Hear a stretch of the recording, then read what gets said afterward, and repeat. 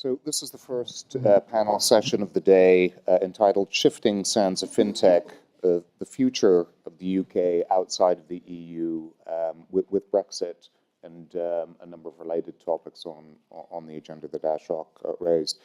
Can I ask each of you to give a brief introduction before we get started? Christo? Good morning, everybody. It's a pleasure to be here today. I'm the CEO and founder of iWalker. We are a small business lender and primarily focused on businesses that turn over less than £2 million in annual revenues, but the bulk of our customers is around revenues of $250,000 per year. So really the small end of the SME space that has been chronically underserved for many decades. And we have set ourselves as a mission to fund 1 million small business within a decade. Anthony? Hi everyone, my name is Anthony Olsen. I am the EU Chief Legal and Compliance Officer at a company called Remitly. We are a money transfer company which services markets from people wishing to transfer funds from the developing world to the developing world, so people who want to send funds home to friends and family in places like India and the Philippines.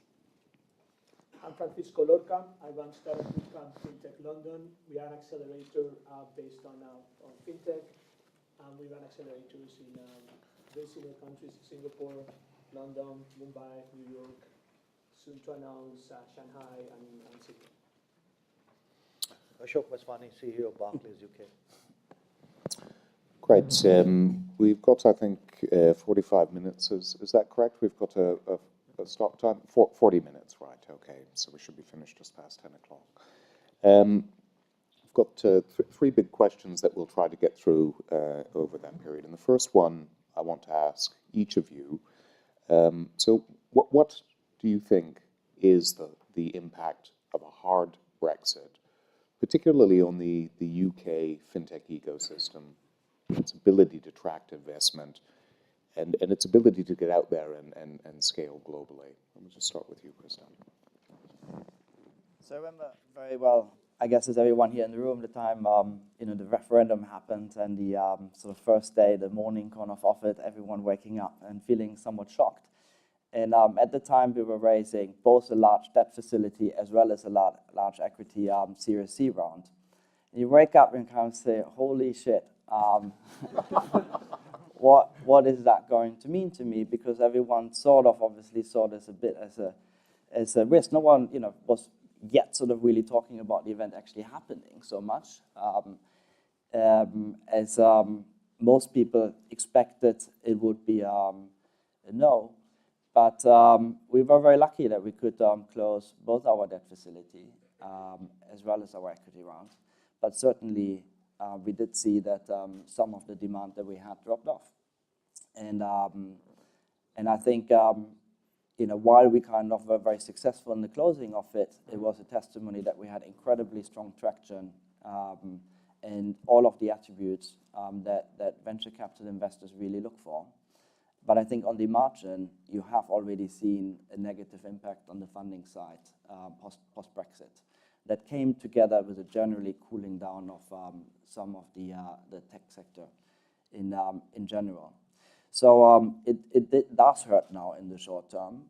It is on everybody's mind, and I think it's not great news for the UK tech community, as we see other hubs in Europe gaining traction that sort of spend less time sort of speaking about Brexit and what does it mean sort of for the community here and for the economy here. So I think it's net certainly for the tech community and the fintech community quite negative. So apologies in advance, I'm the lawyer in the room, so my answers may be a little bit more drier than Christoph's, but I think the key major drawback that we've seen for Brexit from a regulatory point of view is that UK firms that are authorised by the FCA for their regulated activities, whether that's e-money or payment services, they're going to lose something known as their passport rights. And I trust many of you in the audience will know what passport rights are, but just in case you don't, basically one of the huge benefits of being part of the European Union or the European Economic Area has been the fact that if you get authorised to carry out your regulated services in one jurisdiction, such as the UK, you can then basically offer those services across the whole region without actually getting separately licensed in each of those regions. So losing those rights will have a large cost and organizational impact for a lot of firms itself. So what we're seeing now, and I'm also heavily involved with this in my business as well, is we're looking at potentially becoming dual regulated, meaning that we'll have to potentially have a license in the UK to service our UK market, but also have to have a license in another European jurisdiction to then take advantage of our passport rights within that border as it's redrawn once the UK exits. And I think the biggest impact for the UK for that will be we may see a lessening of resources in the UK as firms particularly like to staff up their other European hubs themselves. And I know a lot of regulators are very keen to take away from the UK's FCA its sort of golden halo of being one of the forefront pioneers of regulating in this space. So that's exactly where we're seeing things at the moment. Again, it's still too early to tell, but I do know just anecdotally from some industry that people are actually looking to start the process now because there's a long lead time to be authorised in these jurisdictions. So it's I think, unfortunately, we're going to see a lessening of a concentration in the UK because of that. Francisco? So normally, in the process that we do, we bring very early stage companies to normally come to London, and we bring 10 companies. And just to give you an idea, this year we spoke to 1,000 companies. 70% of those companies were from outside the UK. And about a little bit more than half of that were from the EU community and some from the outside. We were doing our scouting right in the middle of the Brexit. I also had an oh shit moment because I was in Paris. I started what we call our fast track days, and I had a lot of people saying I used to take in applications from outside London. That's how bad the ignorance was at that point, and I actually think it still is. So we still do that, but we did not see a number going down from that perspective, more than just anecdotal discussions. People saying, am I going to be able to passport? Am I going to be able to, do I need to use a passport? Do I need a visa? So on that aspect, we're still not seeing that. Even more, we are now going to be running our insurance program, and we're literally in the middle of a scouting process. And I was with some of the companies yesterday. We brought in 23. I think there's about 4 or 5 that are from the UK. So the entrepreneurs are still coming. Okay. Having said that, definitely lost momentum. So I think the big thing that London lost is that it was way out there compared to any other hub. Compared to even New York. I was spending a lot of time in New York in the beginning of the year, talking to people in banks, people, startups, funds, regulators. Every single person was asking me, what are you doing different that we're not doing? That has changed, and now it's, so how's your life after Brexit? With a little smile. So that has changed a lot. So with that, and I'm sorry for taking a little bit too long, but with that, from my personal perspective, I am not so concerned about the passport team. I'm not so concerned about the access to the market. We will find ways. We will have duality. The entrepreneurs will hustle. That I think we will do because that's in the blood of an entrepreneur. What I'm more concerned is if London becomes a place that is not welcoming for talent. So if the people that come over do not feel welcome, either because maybe they have to get a visa or it's not easy, or it becomes a place in which doing business is not easy and it's not open for business, that's the one that can have a very, very bad impact. Right. The way I look at Brexit is actually, for number one, the UK is our home market. It's really, really important that we continue. We will continue here. We will continue to grow our business. This is home, so we kind of go on. So you think about Brexit, I think of it in 3 ways. Number one is access to finance. And from everything that I'm seeing, I mean, spending time in California and stuff like that, a lot of the VCs here and there, they're still looking to invest. And if there's a good idea, I don't think the fact that that company is situated in London or anywhere in the UK is making a significant impact. I think 2 is the point that you're making around access to talent. Look, I don't think an idea has any geography. Ideas cut across geography very, very, very rapidly. We are doing development in India. We are doing development in Dallas. We are doing development in Lithuania.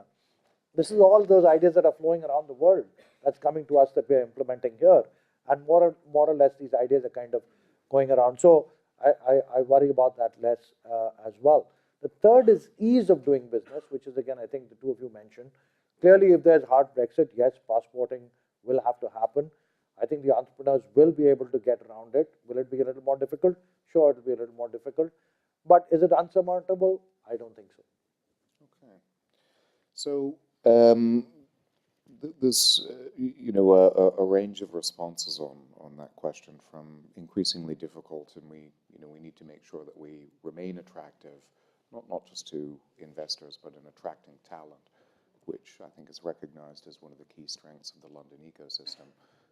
Thanks to being a financial services capital, we've got the banks, we've got the FinTechs, there's 66,000 FinTech resources.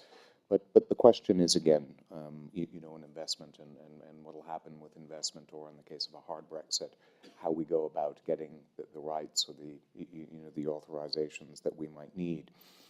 If you look at all of the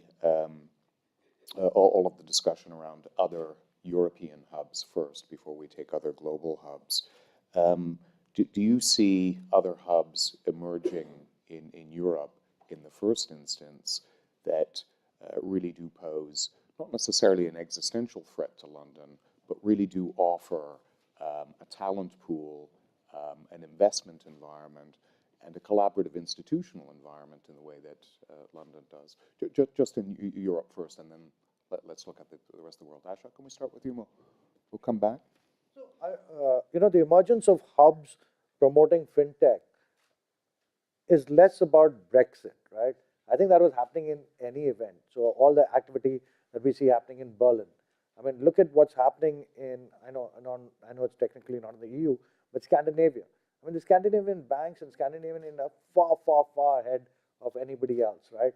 So is there a lot happening in Berlin? Is there a lot happening in other countries? Sure, there is. That was happening irrespective of Brexit. Now, Brexit will make things a little more difficult for the UK, but I don't think it's purely a function of Brexit. I think it's just a function of this happening much, much, much broader, not only in the EU, across the world. Yeah, I agree. I think, as you said, ideas are borderless.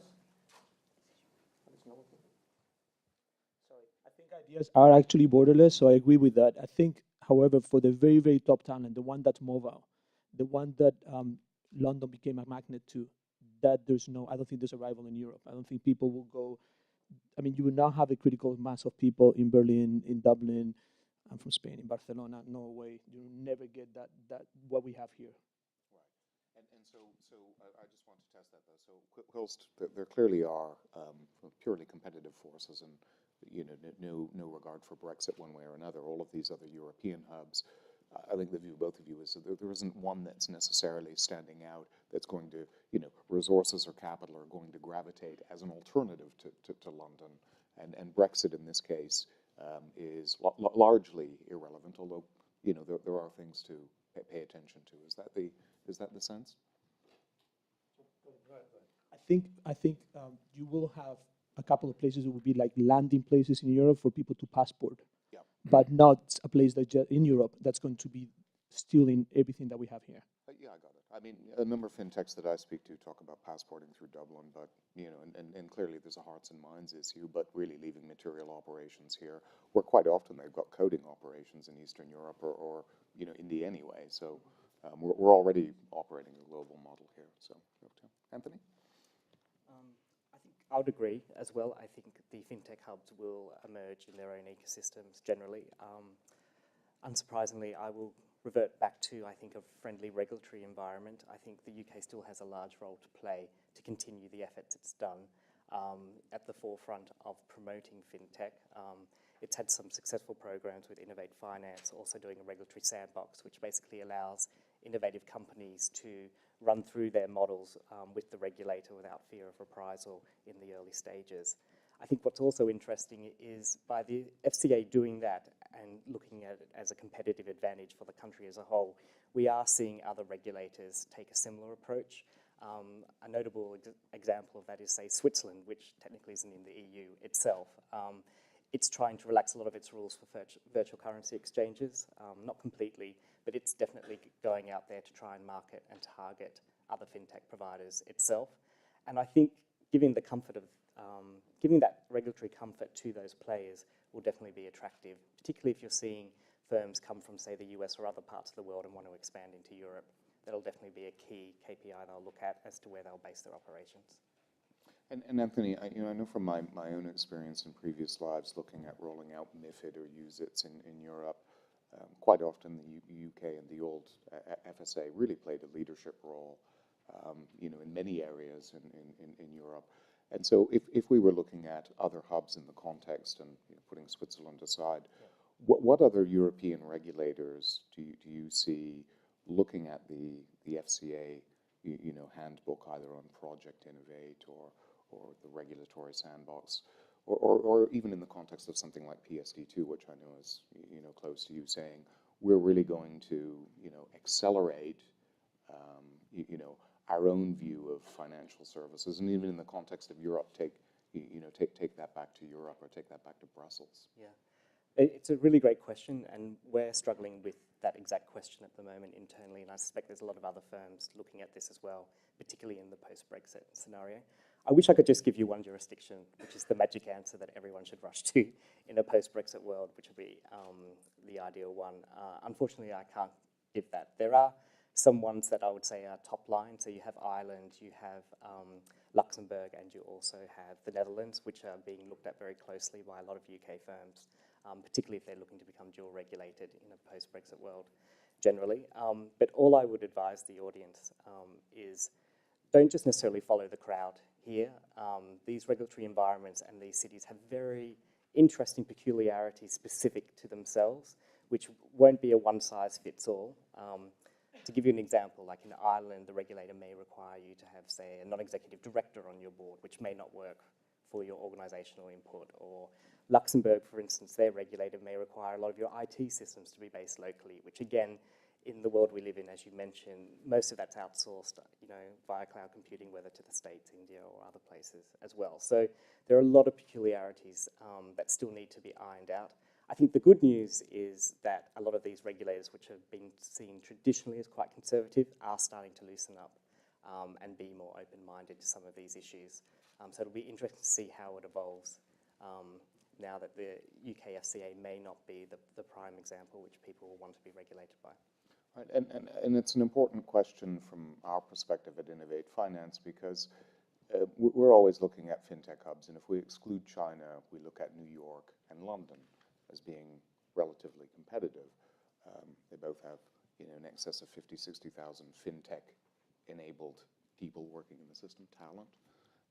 They both have fantastic retail capital markets presence, financial hubs markets. But there's a bit more money in the US, full stop. And clearly, the further you go to the West Coast, there's a lot more venture capital. So we often see that the FCA, and Ashok raised this, is really a comparative advantage quite often in FinTech, in that, all given a level playing field, the regulator's proactive focus on getting regulation right and using FinTech post-competition mandate has been a pretty big attractor. And so the interesting point is that it's difficult to actually see outside of Dublin and Benelux, which are the big UCITS, asset management hubs. It's a bit difficult to see who else would be emerging as that strong sort of agent of regulatory change. Yeah. Well, again, it's anecdotal, but I can give you another example. So Please do. the French regulator, which has traditionally been very conservative, has now allowing you to submit your application for authorization with them in English. Now, that's the only concession they've given so far, but it is a concession from the French. That's a no-shit moment. Indeed. So, again, when I'm speaking to my friends and colleagues up here, there's a lot more innovation going on in the business side than regulatory side, but it is happening. To give you maybe a more positive example, the Belgian regulator, for instance, will look at, say, your FCA application, if it's pretty much current, and look at that as part of an application process to be regulated with them, which is actually a very big give for them, rather than having to go through their own internal policies and processes in that application. So again, it's still early days. I mean, we haven't triggered Article 50 yet. We don't know whether Mr. Carney's words about a transitional arrangement may impact us. Hopefully it will, but we are seeing some movement, because firms are actually moving. They do need the certainty of where they're going to be operating their businesses from, with that lead time in front of us. Absolutely. So, Christo, Europe first, then we'll come back to look at other global hubs. Berlin? I would make actually one slightly different point to this. the UK is not going to fall off a complete cliff, and London is not falling off a complete cliff. But turn this around, we're not speaking about falling off a cliff. We are the number one, and we want to build out our distance to the rest. And that's what is fundamentally at stake. And I think that race we're currently losing. We're letting others catch up while we should be running ahead. If you look at FinTech, it is really the opportunity to build European champions, which the banks haven't achieved in 300 years. Barclays, correct me if I'm wrong, is largely a UK retail bank. In Germany, you largely have Deutsche Bank, Commerzbank, and then a range sort of other co-ops. In France, you have local champions. In Spain, you have local champions. The actually only really European bank, I would say, is Santander, coming out of Spain, because probably their market in Spain was so broken that they had sort of to diversify. So FinTech was also the opportunity for London, with its strong sort of expertise in financial services, to go beyond its frontiers in retail banking, as it has successfully done sort of on the capital markets scene. And I think we shouldn't leave that sort of real ambition out of sight when we're speaking, how bad is it going to be, turn this around, how good could it be if London was taking the lead in a completely integrated Europe, where it's driving the harmonization across markets that make passporting not only possible sort of from a legal perspective, but actually also from a business perspective, really easy. Because it's not so easy for someone like Barclays, I think, to really roll out in Germany. There are a lot of still things that are not fully harmonized, certainly from a credit perspective, which is a very, very, very locally driven industry. So, speaking of regulators sort of across Europe, yes, they're all sort of now really getting up to speed. The German regulators are getting up to speed. There's a big pull from the finance ministry who have just last week published a big study around FinTech.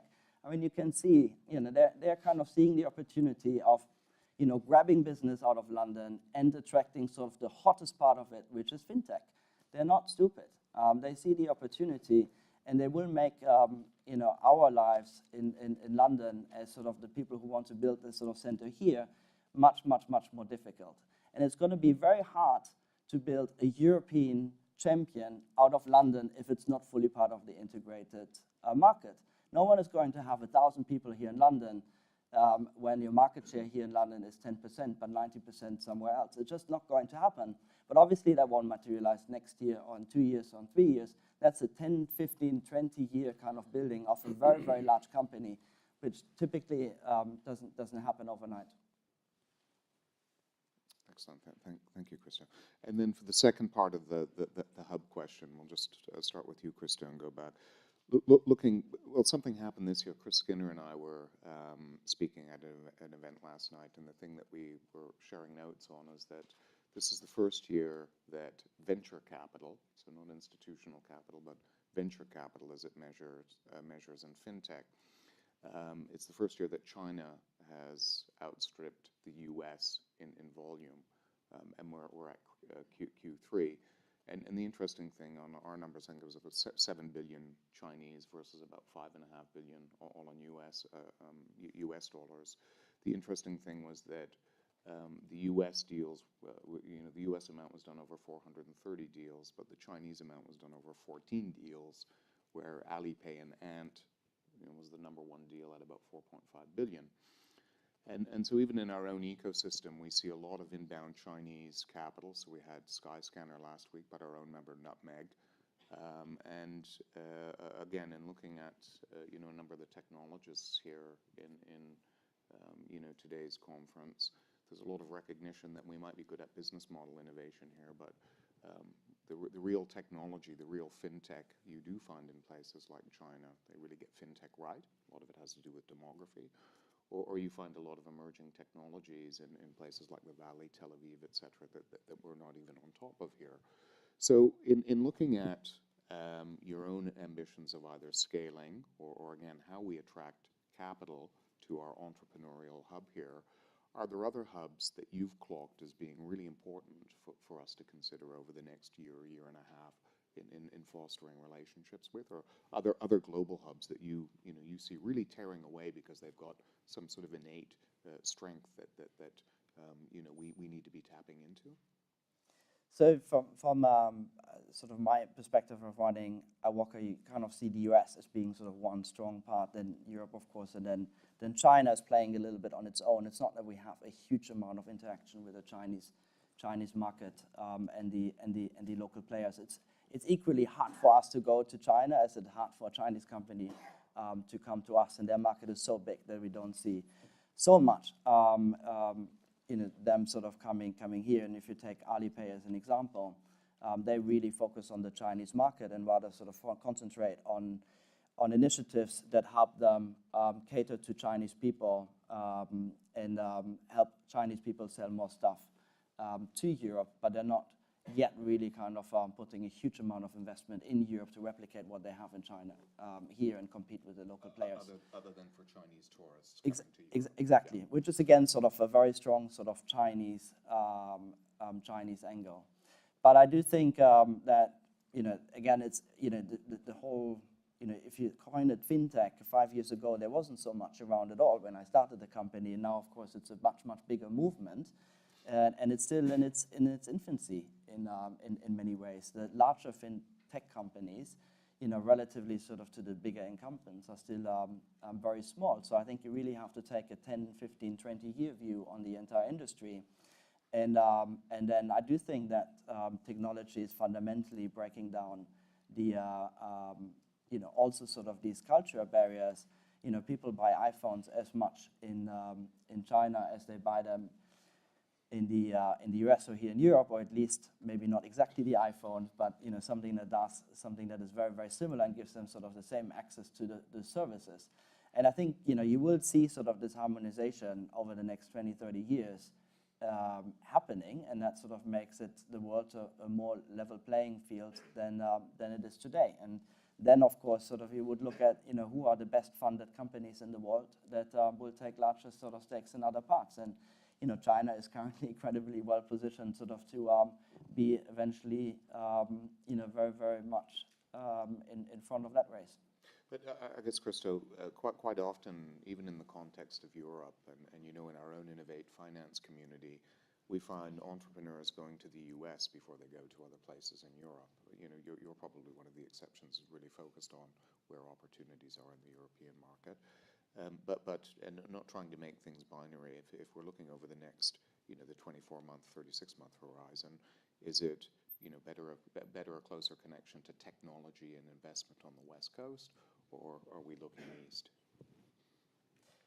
I think the real sort of entrepreneurs and pioneers, they would be looking towards Asia, because it's growing much, much faster and it's much less crowded. If you manage to get your foot really sort of into what is still sort of culturally sort of a very, very different space.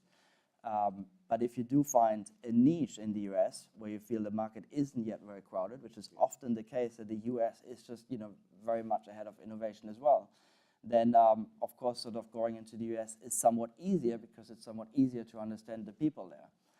As a CEO operating in a market where you can't read and we can't sort of speak the language, and where the culture is very different, doesn't make it very easy. It's sort of building a business is also a very kind of personal kind of thing. You need to understand it really. If you're kind of starting with something that is just culturally so different, and it's very, very easy, very difficult to get, it's making the whole sort of endeavor a lot more risky.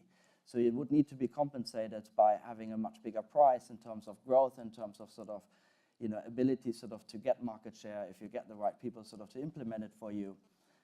But if you do find a niche in the US, then the US would, for these reasons, probably be a much easier reach. And I think Africa is one we haven't spoken much about. You see a lot of innovation actually happening in Africa, driven by telecom companies that have been very successfully venturing into financial services, as the financial services sort of, as we know it here, is largely sort of inexistent there.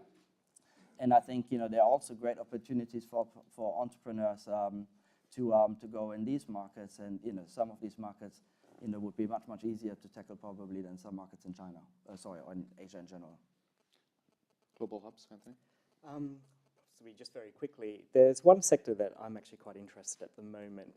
It doesn't necessarily get the limelight per se, but it's in the risk management and data mining of customers' identity and their risk behaviors. And we have some excellent companies in the UK that do this already, but we're seeing some excellent work coming out of Tel Aviv in that area. So I wouldn't necessarily put paint a wide brush over certain regions themselves, but on a sector basis, some of the data science work we're seeing and how we can comply with some of our regulatory obligations by removing friction to our customer base is quite exciting, actually, and hoping that our regulators will come to the party a little bit and help us comply with that as well. So in terms of hubs, and that's a little bit of a reflection of what we have set up in Startup Bootcamp, we see global hubs. By global, we mean places that have talent as a hub, and those we see New York, London, and Singapore. Then you have hubs. You have a hub like Tel Aviv, which is more technology to be used in other places, and then you have some incredible places that are more local, quote unquote. So Shanghai, we're also opening a program there. Mumbai, an incredible amount of activity going on there. Even Mexico, a lot of activity going on there. But they're all more or less. If you talk to somebody in Mumbai, the market is so big. In India, I talk to somebody in China, the market is so big that yes, they think Europe, they might think US, but they can spend the next 5 years building the most successful companies they ever dreamed of without leaving their home. So we kind of separate them that way. And maybe you can give us a bit of thinking on that. I mean, I've noticed in Mumbai, and maybe as well, Ashok, you can pick this up in your own experience, but from a Startup Bootcamp perspective, you've got the Mumbai first cohort starting. Out of 1.3 billion people, I think, more than 50% of the population are under the age of 27. Reliance has just come in, so, the supercomputer is now very affordable for many more millions of people than it hasn't been. And so is there a role for UK fintechs in that ecosystem? And what is it, or is it purely a domestic competitive? I think there's a confluence of 2 or 3 factors, right?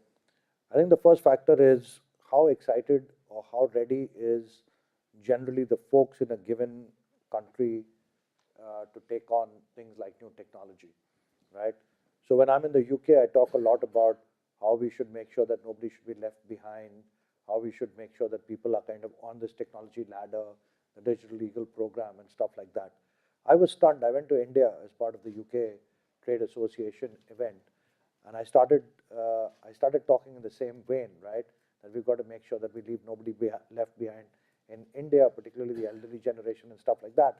And the audience looked at me as if I had grown a third horn, right? They're like, what the hell are you talking about, right? Everybody here is getting onto this bandwagon and going, right? So I think the readiness of the population to take on technology and to do things differently is very, very different. 2 is the ecosystem. Now here we've talked a lot about how the regulators have been very good in terms of, thinking about things, driving stuff. India has done a lot of stuff on its own. I mean, just think about this, 1.3 billion people, there are 900 million people in India today with an identity card with a biometric feature on it. Suddenly leveraging that kind of infrastructure to deliver benefits, to deliver healthcare, to deliver rations, to deliver financial services, completely transforms the nation.